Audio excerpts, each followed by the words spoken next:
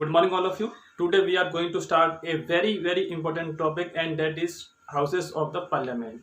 आज के इस वीडियो में हम पार्लियामेंट के जो टू हाउस हैं उनके बारे में स्टडी करने जा रहे हैं। तो आइए स्टार्ट करते हैं आज का टॉपिक। आप ऑलरेडी स्टडी कर चुके हैं कि पार्लियामेंट 3 चीज़ों से मिलकर बनी होती है। एक तो था उसके अंदर प्रेसिडेंट एंड दूसरा था उसके अंदर लोकसभा एंड थर्ड कौन सा था, राज्यसभा। जो लोकसभा एंड जो राज्यसभा है वही क्या है, आपके हाउसेस हैं किसके, पार्लियामेंट के। तो पार्लियामेंट के हाउस को हम 2 पार्ट में डिवाइड कर सकते हैं। पहला इसके अंदर लोकसभा एंड सेकंड होगा इसके अंदर राज्यसभा।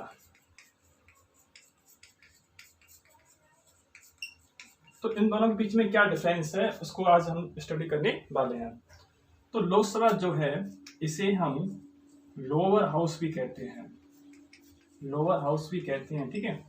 एंड राज्यसभा जो है वो होता है आपका अपर हाउस। तो लोकसभा क्या हो गया आपका लोअर हाउस एंड राज्यसभा जो है आपका अपर हाउस। इसे हिंदी में कहेंगे निम्न सदन और ये हो जाएगा आपका उच्च सदन।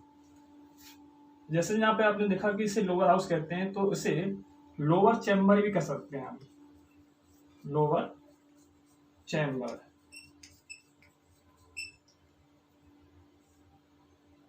एंड राज्यसभा को हम अपर चैम्बर भी कह सकते हैं। लोकसभा के जो मेंबर्स होते हैं वो डायरेक्टली इलेक्ट होते हैं by the people, directly elected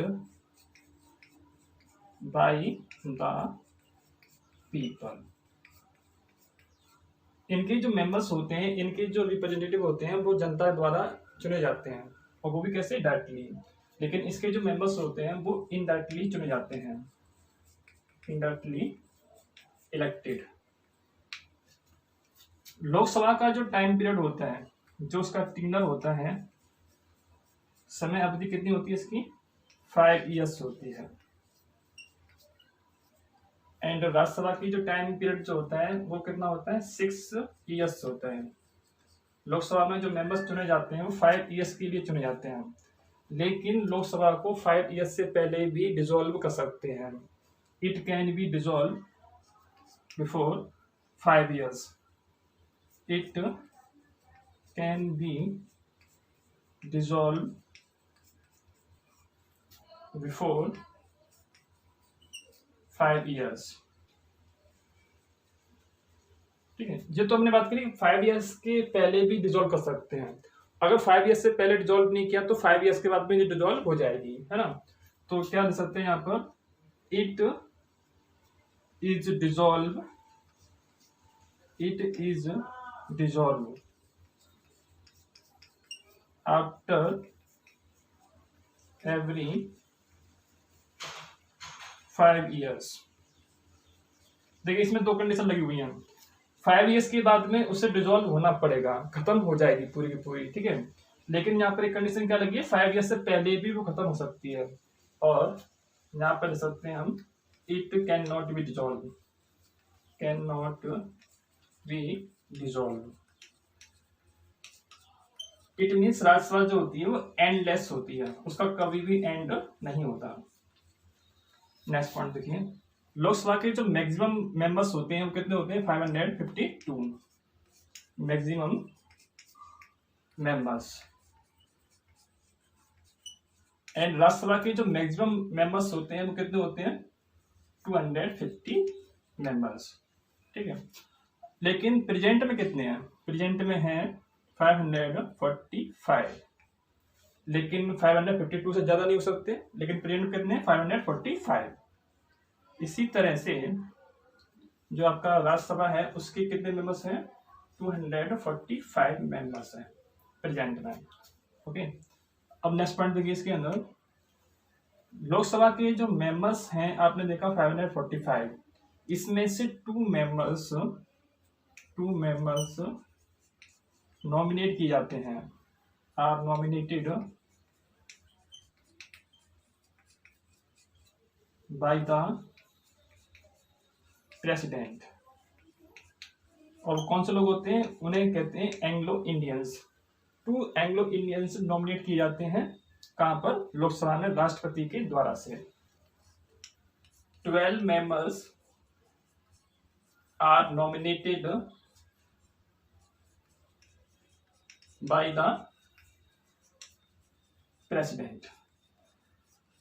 Rajya Sabha में 12 मेंबर्स ऐसे होते हैं जो नॉमिनेट किए जाते हैं प्रेसिडेंट के द्वारा से, जिसने साइंस में या फिर आर्ट्स में या फिर सोशल सर्विस में कोई विशेष योगदान दिया हो, ऐसे मेंबर्स को नॉमिनेट करता है कौन, प्रेसिडेंट, राज्यसभा के अंदर।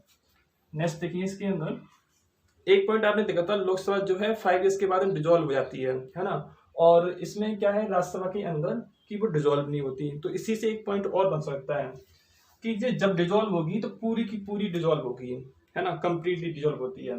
लेकिन इसके जो मेंबर्स हैं वो मेंबर्स पूरे एक साथ डिजोल्व नहीं होते, उसके 1/3 मेंबर्स जो हैं एवरी 2 ईयर्स के बाद में वहां से छुट्टी उनकी हो जाती है। तो पॉइंट क्या बनेगा आपका, लोकसभा जो है आपका टेम्पररी हाउस होता है। ऐसा हमने क्यों बोला, क्योंकि आफ्टर एवरी 5 ईयर्स लोकसभा का जो टाइम है वो खत्म हो जाता है और लोकसभा डिसॉल्व हो जाती है। लेकिन ये आपका जो है परमानेंट हाउस होता है और ये कभी भी डिसॉल्व नहीं होता। लेकिन इसके 1/3 मेंबर्स जो हैं एवरी 2 ईयर्स के बाद में वो रिटायर हो जाते हैं और उनकी जगह पर नए मेंबर्स आ जाते हैं। पॉइंट नंबर नेक्स्ट, लोकसभा को हम हाउस ऑफ दी पीपल भी कहते हैं। क्यों कहते हैं, क्योंकि इसके मेंबर्स जो हैं पीपल के द्वारा से इलेक्ट किए जाते हैं। और दूसरी तरफ जो है आपका राज्यसभा, इसे हम काउंसिल ऑफ स्टेट्स कहते हैं। पॉइंट नंबर नेक्स्ट, लोकसभा का जो हेड होता है वो कौन होता है, PM. PM is the head of Lok Sabha. And जो आपका राज्यसभा है उसका हेड कौन होता है, वाइस प्रेसिडेंट। तो इस तरह से आपने इसका पूरा डिफरेंस देख लिया है। इसमें एक पॉइंट दोबारा देखिए, इसमें लिखा 2 members are nominated by the president and 12 members are nominated by the president. तो ये क्वेश्चन आता है एग्जाम में अक्सर, और कंपटीशन एग्जाम में भी क्वेश्चन आता है कि राज्यसभा में कितने मेंबर्स नॉमिनेट किए जाते हैं या फिर लोकसभा में कितने मेंबर्स नॉमिनेट किए जाते हैं। हमें पता है कि 2 या फिर 12 या फिर 2 होंगे या फिर 12 होंगे, इतना ही तो होगा। लेकिन किसमें 2 हैं किसमें 12 हैं ये हम भूल जाते हैं। तो हमें क्या करना है कि जो आपका लोकसभा है यानी कि जो आपका छोटा हाउस है तो उसके अंदर मेंबर्स कितने होंगे, कम होंगे। कितने होंगे इसके अंदर, 2। एंड जो राज्यसभा है वो आपका बड़ा हाउस है ना, अपर हाउस बोला था उसको, तो उसमें कितने मेंबर्स होंगे, 12 मेंबर्स होंगे। तो इसे याद कर सकते हैं। आपने अभी लोकसभा और राज्यसभा के बारे में डिफरेंस देखा। अब हम देखते हैं कि लोकसभा और राज्यसभा में सबसे पावरफुल कौन होता है। तो देखिए क्या होता है, अगर हम संख्या की बात करें तो संख्या जाता है किसके पास में, लोकसभा के पास में। तो इस मामले में आपकी लोकसभा अधिक पावरफुल है। लेकिन कौन सा हाउस आपका परमानेंट होता है, कौन सा आपका हाउस टेम्पररी होता है। तो टेम्पररी हाउस कौन सा होता है आपका, लोकसभा। एंड राज्यसभा कैसा होता है आपका, परमानेंट हाउस होता है। इस दृष्टि से देखा जाए तो आपका राज्यसभा जो है अधिक पावरफुल है ना। तो अब यहाँ पे हम देखते हैं कि वास्तव में पावरफुल है कौन। तो देखिए आपका जो कॉन्स्टिट्यूशन है, कॉन्स्टिट्यूशन ने राज्यसभा को कुछ स्पेशल पावर दे रखी है। लेकिन इसका मतलब ये नहीं है कि आपकी राज्यसभा अधिक पावरफुल है। कुछ केस ऐसे आते हैं जहां पर लोकसभा अधिक पावरफुल होती है। तो देखते हैं वो कौन कौन से केस होते हैं। Case number first, joint session. Joint session जब होगा उस टाइम पर आपकी लोकसभा अधिक पावरफुल साबित हो सकती है। इसे हम कहते हैं संयुक्त अधिवेशन। क्या होता है, देखिए आपकी 2 हाउस हैं, एक तो लोकसभा है एंड सेकंड है आपका राज्यसभा। तो देखिए कोई भी जब बिल पास किया जाता है तो या तो वो लोकसभा के अंदर आएगा या फिर राज्यसभा के अंदर आएगा। वो बिल कहीं पर भी आ सकता है। सपोज पहले बिल आया लोकसभा के अंदर, तो लोकसभा के अंदर उस बिल को कर दिया पास, है ना। उसके बाद वो बिल जाता है आपका राज्यसभा के अंदर, फिर राज्यसभा के अंदर वो बिल पास होता है। उसके बाद जाता है प्रेसिडेंट के पास में और प्रेसिडेंट उसके ऊपर साइन कर देता है और वो बिल जो था एक लॉ बन जाता है। ये कॉमन प्रोसीजर है ना। लेकिन कभी कभी क्या होता है, एक बिल इसके पास में आया लोकसभा के पास में और इसने पास कर दिया लेकिन इसने पास नहीं किया, है ना।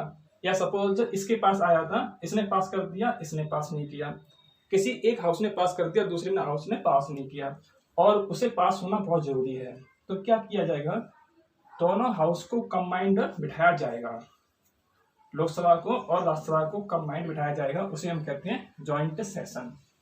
अब दोनों हाउस को हमने कंबाइंड कर दिया, लोकसभा को और राज्यसभा को। अब आपको पता है कि लोकसभा के मेंबर्स ज्यादा हैं, इसके मेंबर्स कम हैं, तो ऐसी कंडीशन में कोई बिल आसानी से पास हो सकता है अथवा नहीं हो सकता है। इस कंडीशन में लोकसभा जो है अधिक पावरफुल साबित होती है। सेकेंड केस देखिए, इसके अंदर मनी बिल। आपने देखा था दो तरह के बिल होते हैं, एक तो मनी बिल होता है, दूसरा होता है ऑर्डिनरी बिल। ऑर्डिनरी बिल किसी भी हाउस में जा सकता है, पहले सपोज लोकसभा में गया, फिर राज्यसभा में जाएगा, या फिर राज्यसभा में आया था फिर वो लोकसभा में आएगा। लेकिन जो मनी बिल जो होता है ना, वो सिर्फ लोकसभा में सबसे पहले जाएगा, सबसे पहले लोकसभा के अंदर जाएगा। अगर लोकसभा ने मनी बिल पास कर दिया या लोकसभा ने कोई आपका बजट पास कर दिया, उसके बाद में वो जाएगा आपका राज्यसभा के पास, तो राज्यसभा को उसे पास करना ही होगा, राज्यसभा उसे रिजेक्ट नहीं कर सकती है। राज्यसभा अधिक से अधिक 14 डेज का टाइम ले सकती है, राज्यसभा जो है उसे डिले कर सकती है 14 डेज तक। मान लो मनी बिल पास हो गया यहाँ पर, फिर वो गया आपका राज्यसभा के अंदर और राज्यसभा ने उसको 14 डेज तक अपने पास रखा, तो ऐसी कंडीशन में मनी बिल जो है पास मान लिया जाएगा। ठीक है, राज्यसभा जो है मनी बिल में कुछ चेंजेस सजेस्ट कर सकती है, लेकिन मानना या ना मानना लोकसभा के हाथ में होता है, वो चाहे तो मान सकती है, वो चाहे तो नहीं मान सकती है। तो इस कंडीशन में भी आपका लोकसभा जो है अधिक पावरफुल होता है। थर्ड देखिए, लोकसभा जो है काउंसिल ऑफ मिनिस्टर को, काउंसिल ऑफ मिनिस्टर्स को कंट्रोल करती है। वो पर्सन ही पीएम बन सकता है जिसको लोकसभा में मेजोरिटी हासिल हो। अगर लोकसभा ने नो कॉन्फिडेंस रिजोल्यूशन, अगर लोकसभा ने नो कॉन्फिडेंस रिजोल्यूशन पास कर दिया, तो क्या होता है, पूरी की पूरी आपकी काउंसिल ऑफ मिनिस्टर जो होते हैं इंक्लूडिंग पीएम को रिजाइन देना होता है ना, और ये पावर आपकी राज्यसभा के पास में नहीं होती है। तो इन केसेस में जो है आपकी जो लोकसभा है वो अधिक पावरफुल होती है। तो पहला केस कौन सा था, आपने देखा था जॉइंट सेशन। जॉइंट सेशन में क्या होता है, दोनों हाउस साथ साथ बैठते हैं और किसी बिल को पास किया जाता है। उस कंडीशन में लोकसभा अधिक पावरफुल क्यों होती है, क्योंकि उसके पास क्या है, मेंबर अधिक है। सेकंड देखा था आपने मनी बिल। मनी बिल क्या होता है, सिर्फ लोकसभा में पास हो सकता है सबसे पहले, में राज्यसभा उसको डिले कर सकती है, लेकिन उसको रिजेक्ट नहीं कर सकती है और वो पास होके ही मानेगा। अक्सर वो 14 डेज को लगा सकती है, अपने पास रख सकती है 14 डेज तक, उसके बाद में वो अपने आप ऑटोमेटिक पास मान लिया जाता है। इसके बाद में आपने देखा कि अगर Lok Sabha no confidence resolution pass कर देती है तो पीएम समेत सभी काउंसिल ऑफ मिनिस्टर को रिजाइन देना होता है। तो इस केस में आपकी जो लोकसभा है वो अधिक पावरफुल होती है। तो आज के इस वीडियो में आपने लोकसभा और राज्यसभा के बीच में डिफरेंस देखा और आपने ये भी देखा कि कौन सा हाउस अधिक पावरफुल होता है। आई होप आपको आज का टॉपिक समझ में आ गया होगा। तो आज के इस वीडियो में सिर्फ इतना ही। Thank you.